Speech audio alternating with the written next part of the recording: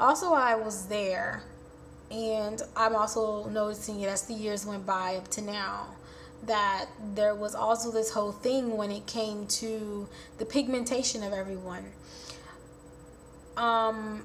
They seem to have had the impression that the lighter skin you were, somehow you were like 1 or 2 steps higher up the ladder than someone who was more of a caramel or a brownish complexion or a little bit darker than that.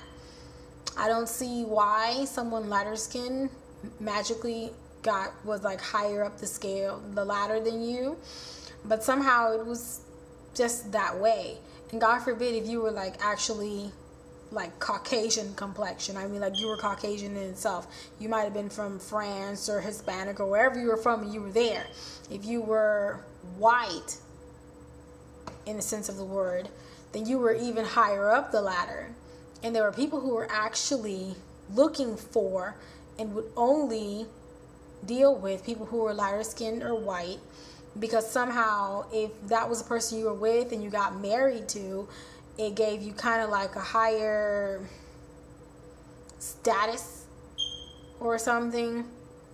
Maybe, you know, it's because you have kids and they come out lighter complexioned also, and maybe they got that good hair. I don't know. But somehow they were just looked upon as better than those who were a little bit darker. And also another thing that I had noticed was when it came to the actual scale, the actual weight of a person. Like there are women who I personally do know, and also I noticed it there, that if you were more of a person who had a little bit more meat on your bones, that you were thought of or considered to be someone who had money. Not that you were rich, but obviously you were doing well with yourself. You weren't poor. You were like higher up middle class, or, you know, high class or whatever, because obviously everyone, you know, the things are not so well over there. I'm not going to, you know, try to hide it or whatever. And sometimes folks just don't go with eating at all. And obviously that's going to show.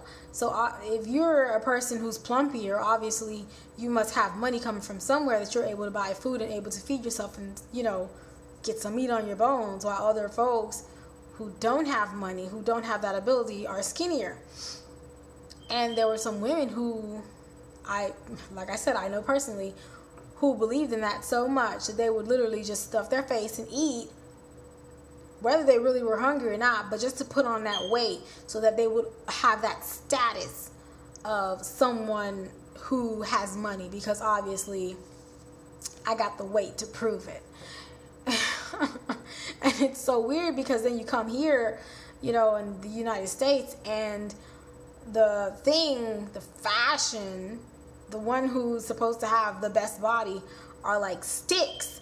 But then when you go somewhere else, the one who is like the bomb and with the best body is a person who's got some meat on their bones. So you can just really tell the difference in the cultures. I just thought it was strange. I thought, you know, you eat because you're hungry or whatever, and if you happen to be, you know, you can have some meat on your bones, you know, but just be like fit with it. But whatever. So I thought that was a little off. And I just kind of felt weird after the superstition video, because I was like, I don't want people to think that maybe, you know, I have all these negative things to say about my, you know, where I'm from or whatever like that. And it's not true, because I can think of a bunch of negative things to say about, you know, where I'm living now. And no matter where you go, there's always positives and there's always negatives. It doesn't matter where you're from. There's always going to be some good stuff about where you're from. And there's always going to be some bad stuff about where you're from. It's just nature. So there are some beautiful things that I can truly say about the place. The beaches are gorgeous. That much I remember when I took like my little vacation over there. The beaches were gorgeous. One thing I didn't like though was in the beginning part, there was like a lot of rocks, like big chunk of rocks. But once you got past the rocks into like the sandy part, oh, it was beautiful, beautiful. I can't swim, so I really, you know, didn't get to go out too far. But to the distance that I went to was gorgeous. The scenery, everything about it was gorgeous. The people there, not the ones in the parade, but everyone else there, they were like, you know, friendly, outgoing, hard workers. I definitely did like that. The food is awesome. Awesome. I had a little thing where I had one too many mangoes, and that was bad. But the mangoes are delicious. And there was this one thing that I just loved. And whenever I find someone who's going to Haiti, I always ask them, can you bring me back this? Let me know how much it costs, and I will give you the money for it. It's powdered milk. But the thing is, it's not like the powdered milk you find here where it comes like a box or whatever. It may be the same, but for me, it's not the same. It tastes completely different. It came in this yellow, I don't know if it's still yellow now, but in this yellow tin, about this big and about this wide. And the thing is, and the powdered milk was yellow in color. And I remember mixing that with some sugar, no water, just mixing that with some sugar and just leaving it in powder form and just eating it like that. Oh, it was awesome. I loved it. So whenever I can find someone who's going to Haiti, I'm like, please come back with that, and I will love you to death, and I'll give you the money for it. You know, that one, that's good. I never got to go to the shopping malls, but I did have someone bring me back some clothes and things from the shopping mall, and they fit like a second pair of skin. They fit so perfectly and so nice. There's some wonderful things about there. I got a chance to go to church. At the time when I went, like I said, I was in the 3rd grade, so I really did not understand hardly any Creole whatsoever. So church for me was like ridiculous. But the church, I went around the time I think the other kids were in vacation. So the church had a lot of activities that they went to, a lot of activities that they were doing that I got to participate in.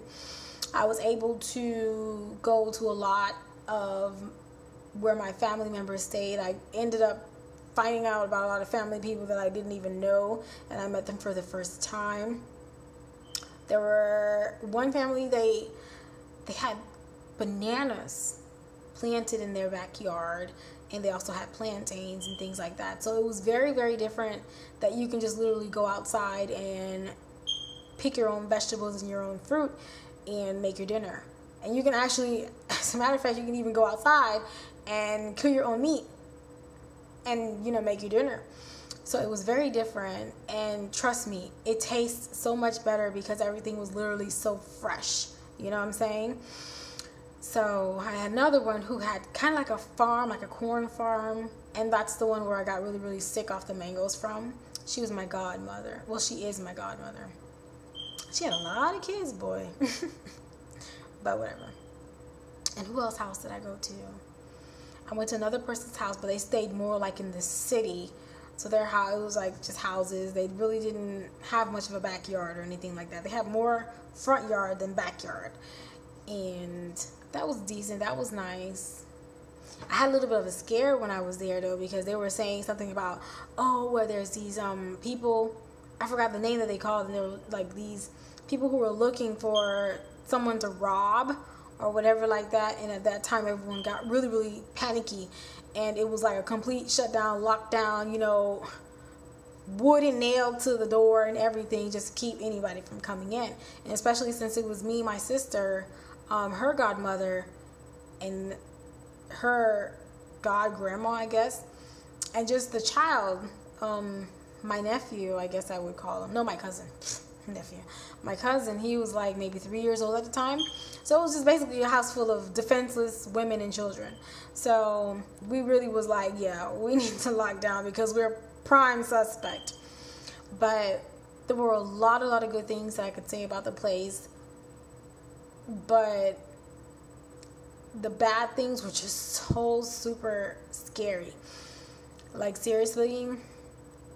Another thing that really keeps me from going back for a vacation or anything like that is just this whole thing that I've been hearing when it comes to the whole kidnapping situation. Like, I don't want to go there, you know, and I got some meat on my bones and everything, and I don't want them to think, well, she obviously has money and to kidnap me and then start asking for, you know, some $1,000s from someone to get me back. Like, you know, Granted, it doesn't happen to everyone. I've had a couple people who went there and they came back safe and sound, no kidnappings, no nothing. But still, with me, I'm a little paranoid. So there's a couple things that would keep me from going back. But definitely, yes, I would love to go back. But there's a couple things that would have to like change in order to give me some sense of security that I would be like, all right, I'm gonna go back for a couple days.